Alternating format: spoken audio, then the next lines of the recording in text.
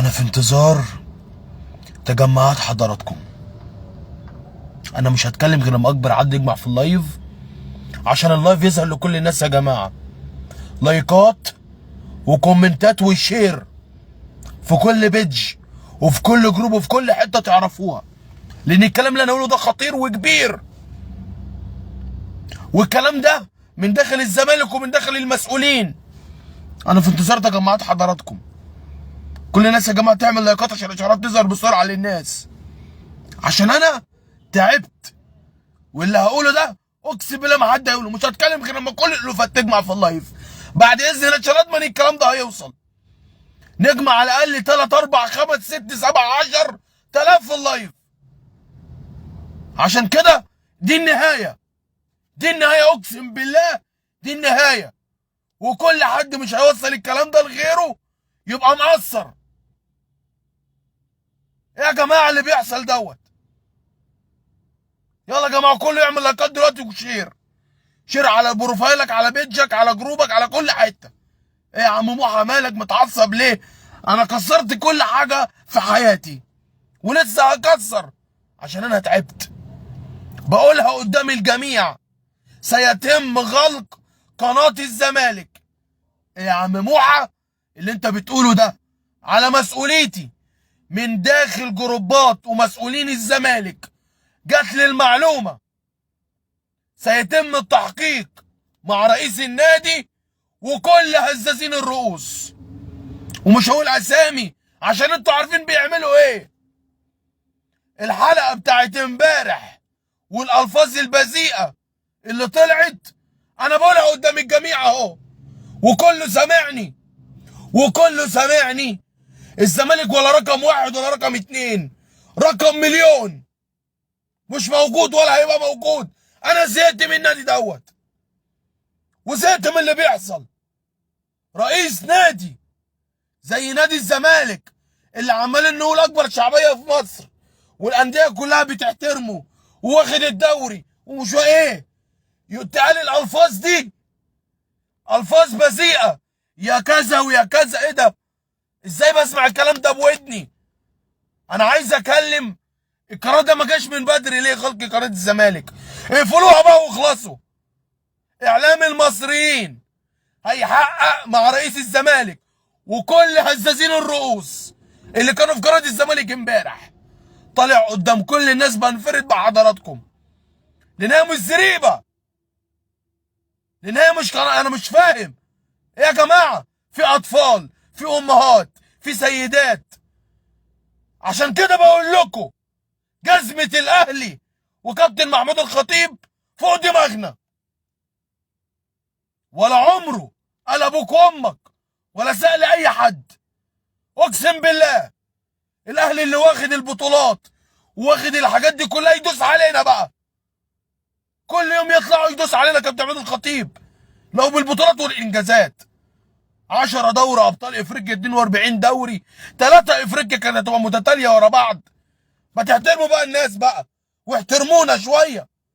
الناس ساكته ليه؟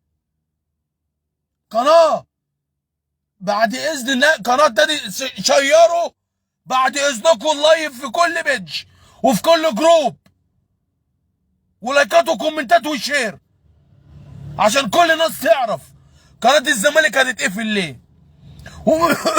ومن حق اعلام المصريين يقفلها.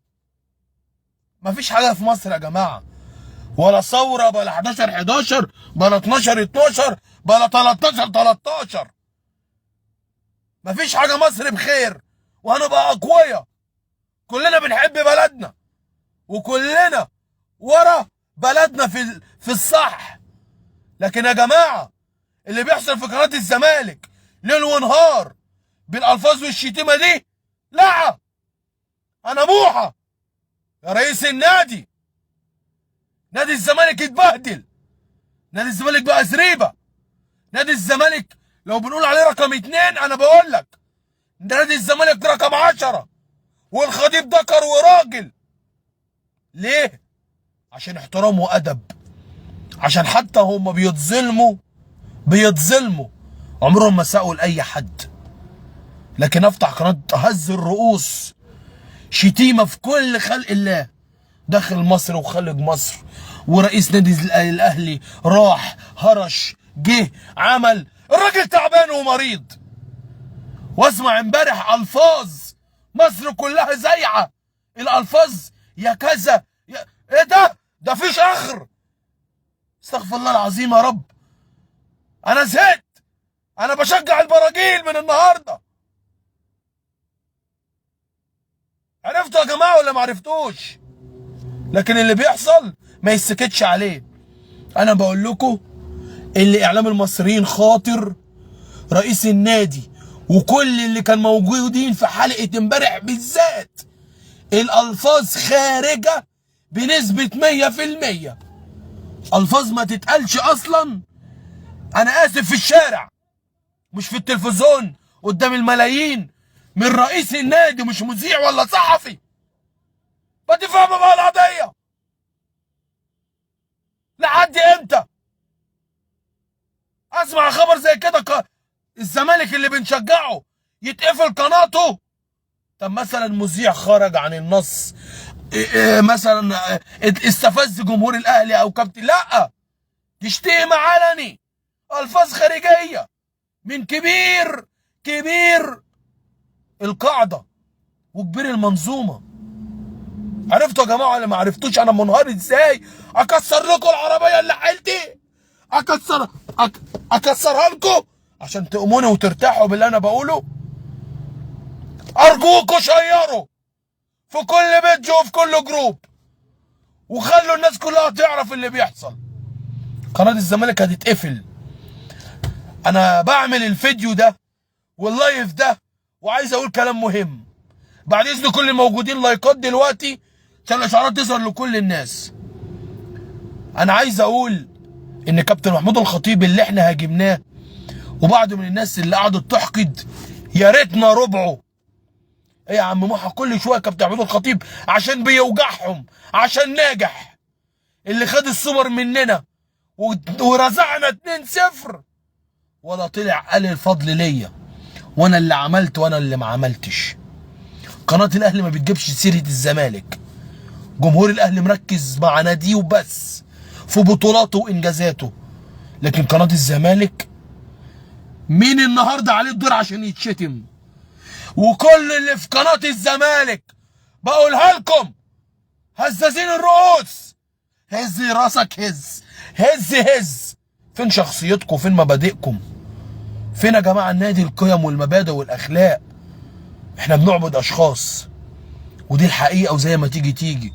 انا معايا ربنا ودعم الجمهور، ما بخافش من حد عشان انا على حق. وبقول لكل الناس يدعموا اللايف ده بقوه عشان قناه الزمالك لما تتقفل. اصل المحاربه الكونيه، اصل الاهلي بيتجامل، احنا اللي غلط ووحشين وفاشلين وبنغلط في خلق الله. ده اللي عايز يفهم بكل حياديه يفتح قناه الاهلي، هتلاقيه بيتكلم عن تاريخ الاهلي، طقوس الاهلي عمل ايه، وصل لايه، السلبيات الايجابيات. قناه محترمه، احنا قناه زريبه. قناه الزمالك زريبه. قناه الزمالك انا بقول لك تتباع ببلاش وندي عليها فلوس. ده الكلام بكل حياديه وبكل امانه، وانا بمصادري بقول لكم لو الموضوع مش قانوني علشان القناه هتتقفل، ايوه هتتقفل، علشان اللي حصل فيها امبارح بالذات. هي المفروض تتقفل من زمان، بس هتتقفل عشان الالفاظ البذيئه اللي حصلت من رئيس النادي، رئيس المنظومه. امال بقى الاعلاميين يعملوا ايه، ولا الجماهير، ولا الناس تعمل ايه؟ نمشي ندوس على الناس؟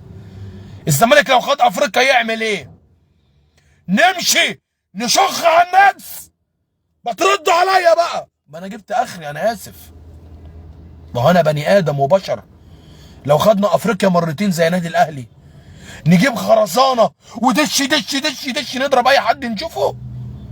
ده انا بعمل لكابتن محمود الخطيب والاهلي وللجمهور تعظيم سلام على عقلانياتهم الجباره الكبيره اللي بيفهموا اقسم بالله خسروا دوري وسوبر، بقى نادي مخيف، بقى يهدوا العالم. بطلب من كل رجل محترم داخل مصر وخارج مصر بيتابعني، ارجوك لايكات كومنتات شير وشير على مسؤوليتي الشخصيه. قول اسمعوا الراجل المحايد ده اللي بيقول كلمه الحق، اللي محدش هيقدر يغلطني في حرف ولا في كلمه. راجل محترم اسمه كابتن محمود الخطيب، اسطوره. للاسف سوقنا سمعته، والراجل سنه بيتحارب وبيتشتم وكلنا عمالين نهز الراس. سنه ونص بنشتم في الاهلي وفي كل بطولاته وكل حاجاته الشريفه، وبسببنا اتظلم. وانا بقول لك اتظلم، والاتحاد المصري ظلمه واحنا السبب، والاهلي يعني ذنبه في رقبتنا اللي لعب باسم مصر وخسر دوري ابطال افريقيا في المغرب. وفي الاخر جايين نقول اصل نادي المحسوبيه ده هو نادي القرن، وهو النادي الافضل وهو الاحسن، عشان احنا مش كويسين، احنا قلالات الادب، احنا مش متربيين. انا بتاسف لكابتن محمود الخطيب، بتاسف لجمهور الاهلي والاسلام الشاطر وكل حد، وكابتن محمد سراج، واي حد اتقال عنه لفظ خارجي واحد. حقكم عليا فوق دماغي عشان انتوا محترمين. ده اللي لازم يتقال من زمان، واللي يزعل يزعل. انا ما بيهمنيش حد غير ربنا ثم الجمهور. الجمهور اللي عملني انا، ولا زمالك ولا اي حاجه. جمهور اللي صنع موحى. انا داخل في 1,000,000 متابع بحبكم، بفضل ربنا طبعا اولا، ثم دعمكم اللي انا محتاجه دلوقتي. شير في كل بيج وفي كل جروب، عشان انا تعبت مش اكتر ولا اقل. اقسم بالله ما شفت كابتن محمود الخطيب، عشان ما اكدبش، انا شفته في الانتخابات، ما قعدتش معاه بصفه شخصيه، ولا عمري كلمته، ولا ليا معاه اي مصلحه، ولا محسني ولا محتاج اي حاجه من كابتن محمود الخطيب غير كل حب واحترام. بس لحد يقول لي انت بتعمل كده عشان تروح وتيجي او يشوفوك، ولا مستني اي حاجه، ولا اي حد يكلمني من المسؤولين يقول لي يا موحى تعالى شو، ولا حاجه. انا عايز حبكم ودعمكم اللي انا دايما بكمل بيه. اتمنى الفيديو ده يظهر لكل الناس، واتمنى يا جماعه الفيديو ده بالذات يروح لكل بيج وكل جروب، والناس كلها تدعمني باللايكات والكومنتات والشير، لان الكلام ده من داخل قلبي هنا. السلام عليكم ورحمه الله وبركاته.